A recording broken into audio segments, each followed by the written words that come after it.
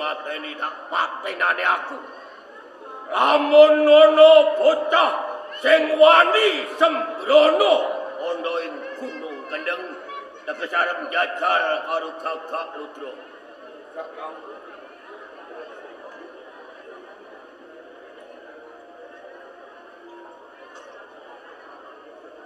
Sopono!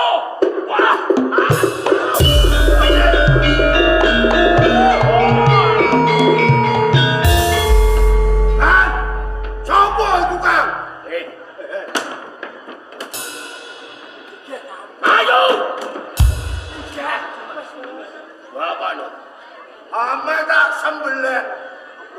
Sampai tak sembelih.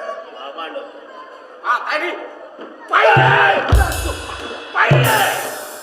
Kagak ono apa iki? Kowe ngerti karo bocah iki apa ora? Apa iki, Kang? Sapa iki, Kang? Kowe wani grayang bocah iki. Nganti beset kulite gede ceklek halunge. Musuhmu aku dhewe. Ora, Kang, ora. Jane iki sapa, Kang? Sukmono anake Kakang Gagak Pangapura. Aku njaluk ngapura. Aku njaluk urip. Yo ora apa-apa mergo kowe ora ngerti. Iya, Kang. Malah aku seneng mergo kowe kebak ing waspada. Wong wae aja baleni meneh. Ora, aja baleni. Kembali! Yo, Kang. Ayo kembali.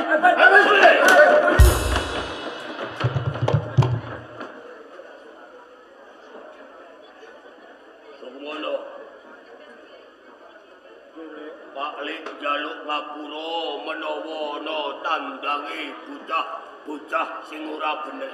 Yo mergo bocah-bocah kuwi urung tak genakno. Ngono lho. Ngapura kula niki matur nuwun. Niki wau pami sampean ora ndang teko teng mriki, mesti kula pun mati gebuki kali bocah-bocah niki. Apa kowe pirang-pirang sasi kok ora dolan gene wong tuwa? Ngapunten. Kula niki pun gedhe. Yo, Kula mangsani kula niku duwe wong tuwa rondo dadi kula budidaya golek uga ramping kanggo nyukupi kabupaten nggih. Ngono. Nek kurang pangan, kurang sandang, moro rene Pak Lik sing saguh uripe kowe. Kok kowe ora moro rene? Ngapunten kula niku mboten kepengin ngrepoti terus kali sampeyan nggih. Wiwit kula niku bayi enggal matur bapak nggih sampeyan sing muga para kalih kula. Syukur nek kowe wis iso mikir kaya ngono. Welenggono menawa kowe iki anake rondo tur ora ketunggon bondo ya ngono ya. Yo. Ono apa sajane kok? Ono apa? Kula niku ajeng kondo kali sampeyan niku Lah wong kondo kok wedi iki lho perkarane apa? Gendang kondo karo Pak Lik ngono. Ono apa?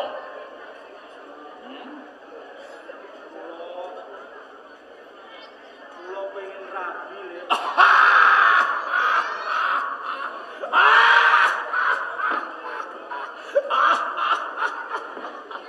Ngono. Lah wong kondo kepengin rabi kok wedi. Apa wedi perkara naro ragane kok piye? Sukmono.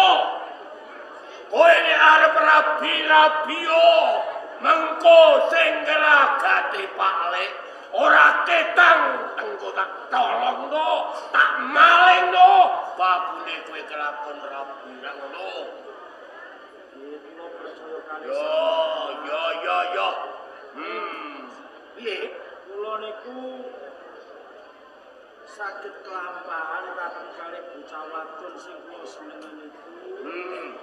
ning syarate niku mboten perkara bonde dewi. Engko senengi sapa? Anake bupati nek. Ah! Kowe iki ora turu kok kelindur. Kowe iki ora ngombe kok mendem. Tembungmu iki ora tinemu akal. Lah wong sak kowe kok arep seneng karo anak bupati. Iki tenan apa? Kula mboten ngapusi kali sampean. Bocah wadon sing kula senengi, sing ajeng kula jak omah-omah niku pancen anake bupati jenenge Tin Tresnawati. Ngono. Nggih. Ora seneng yo dilamar. Tembung. Tapi mboten wani nggih. Lah nek ora wani terus apa kelakon kowe dibutuh Tresnawati? Saged kelakon. Saged kelakon ning syarate niku Apa? Apa? kula tak kondo ning sampean aja ngamuk. Ondo kok ngamuk-ngamuk piye kowe iki? Omong sing cetha. Ora nganggo nglamar ning kowe iso duwe bojo Tresnawati lah ya to. Terus nganggo cara piye sumur? Syarate niku tenan nggih sampean aja ngamuk kali kula dhewe. Ora! Wis to kowe ngomong. Aja wedi, aja wedi. Syarate opo? Kula tak kondo bloko. Syarate tenan lho nggih aja ngamuk nggih. Iya iya. Kok ngomak ngamuk. Syarate piye aja wedi? Syarate kula kudu mateni kalih sampean, Lek.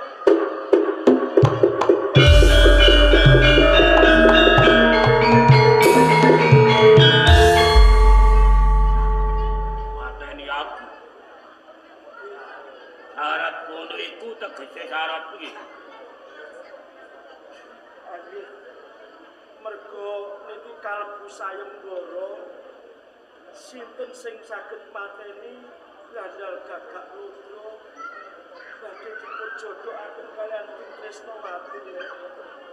Sayembarane bupati maus pabri kuwi.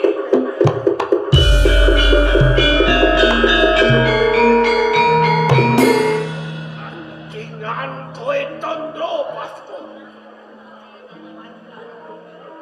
Dadi kowe sayembarane bupati maus pabri. Lamun kowe bisa mateni kakak Lutra, ututane kowe dadi ngapen. Tegese dadi bojone Tin Tresnawati.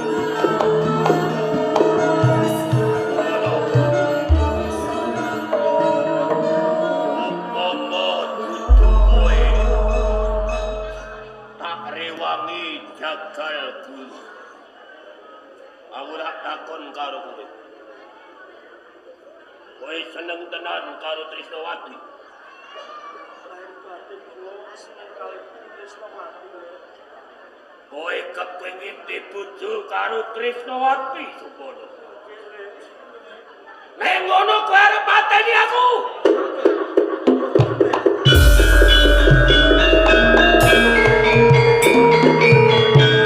Kowe seneng ora karo Tresnawati Supono? Kula seneng, Lek. Pengen dadi bojone ora? Nggih, kula pengen dadi bojo. Monggo kowe iso kelakon duwe bojo Tresnawati. Syarate siji, Supono mateni Gagak Lutra. Yen ora, sengoro kowe duwe bojo Tin Tresnawati.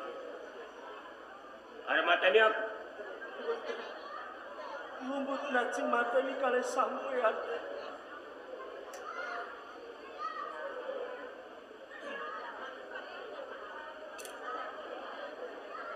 Tawani. Supono.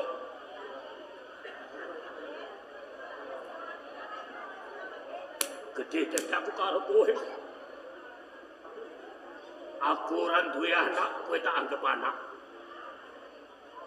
Uga aku kantine bapakku. Nek pancen ijole kowe dadi bojone Tresnawati, krana nganggo nyawane Gagak Rudra, gaman wis tanganmu. Pateni aku!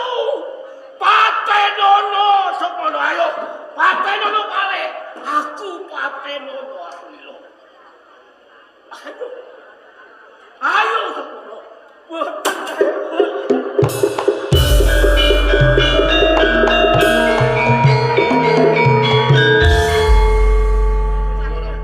Lumut rajin mateni kalih sampean. Iku sampean tulang yang sepuh juro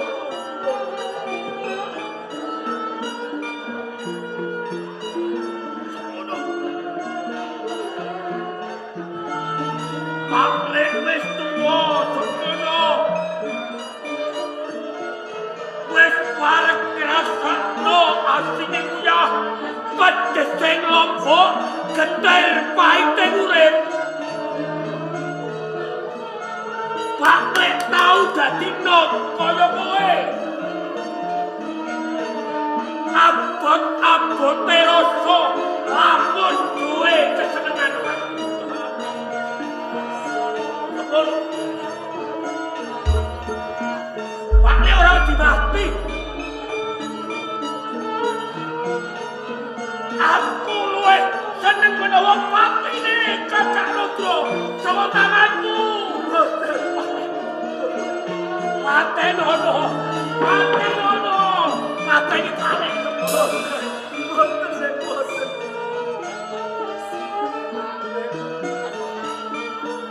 Lajeng tobat kasiksa.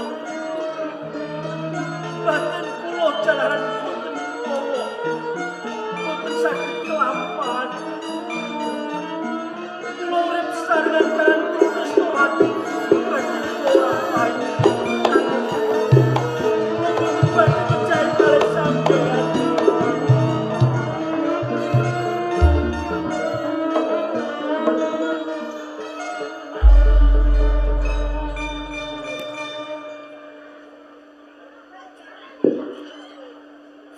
Kowe mau silakan Pak. Nanging lamun Pak Lek ora mati kok ora iso dadi bojone Tresnawati. Boten kados menapa. Pali matur nuwun. Ora ketah kowe ora titesku. Ora ketah kowe ora anakku dhewe. Nanging semono gedening tresnamu kan tubanduk Pak Lek. Matur nuwun, matur nuwun. Wis kono. Kono ning guri. Wis tak tawisi Pak. Mangan sik ning guri mangan sik. Di kono.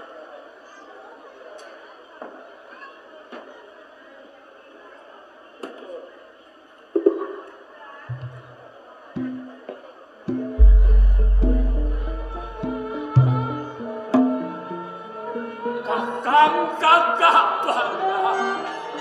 Kakang. Apa iki wayahe aku nyautang karo sampeyan?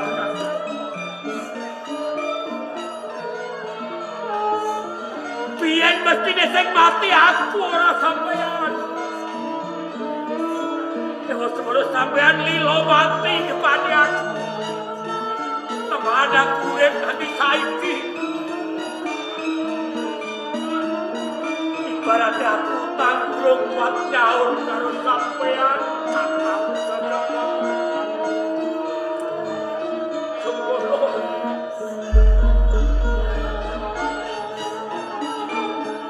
Utange Pak Lek karo bapakku tak bayar. Tak bayar semono.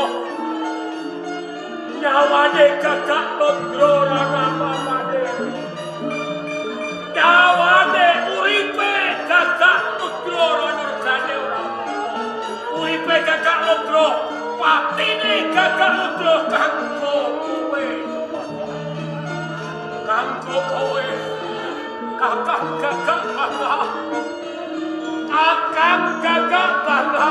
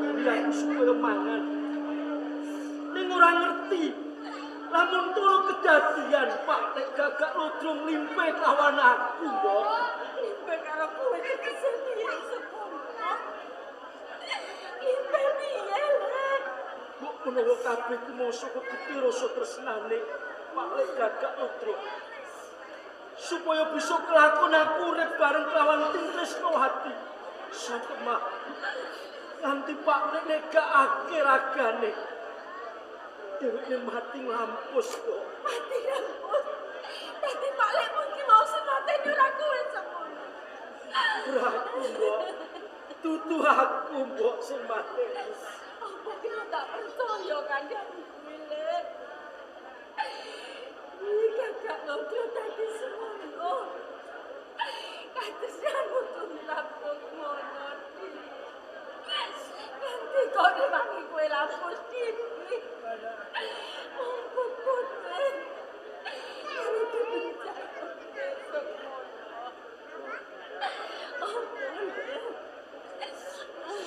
besok Kulo kabeh semua wis di dalan patine Pak Lek kanggo dalan sing koyo ngene. Mergo iki wis kebacut Pak Lek. Temekaning pati kowe prayoga. Kowe kawan aku suwan ing Kadipaten Maestati. Lamun tomong aku tak mati, aku sing mateni kawan Pak Lek gagak loro. Simbok mongko dadi seksine.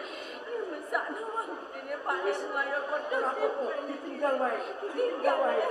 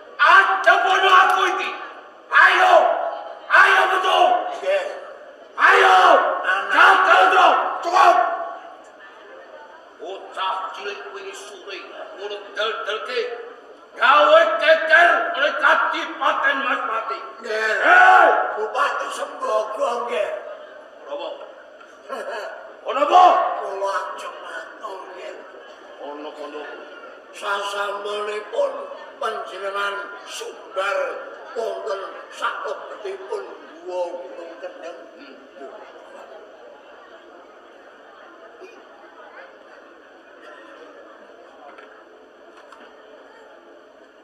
Iki mati napa urip?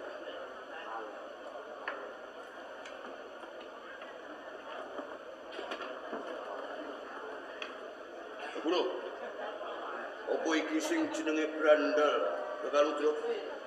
Nggih, menika Brandal gagal. Iki Udra.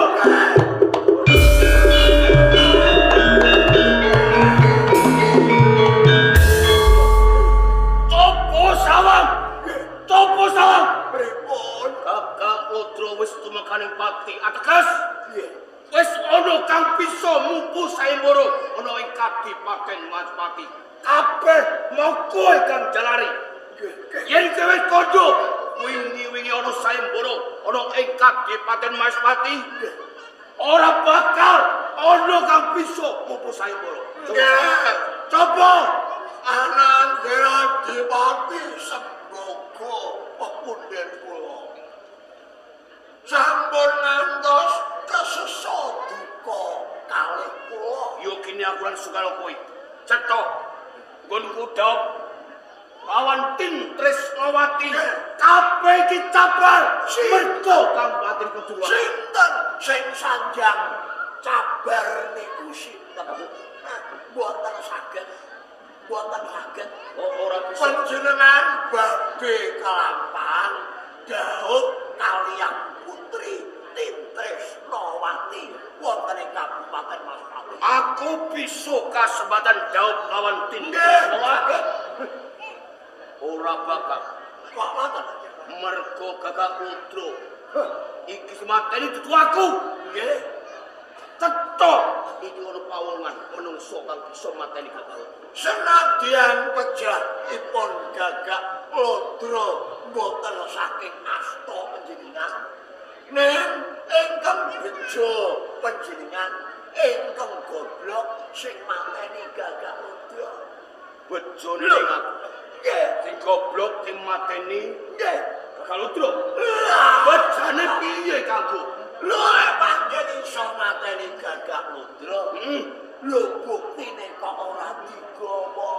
Lho niku jenenge wong peka sing bejo jenengan ora ngerkoso teng mriki nemok bapange Gagak Lodra.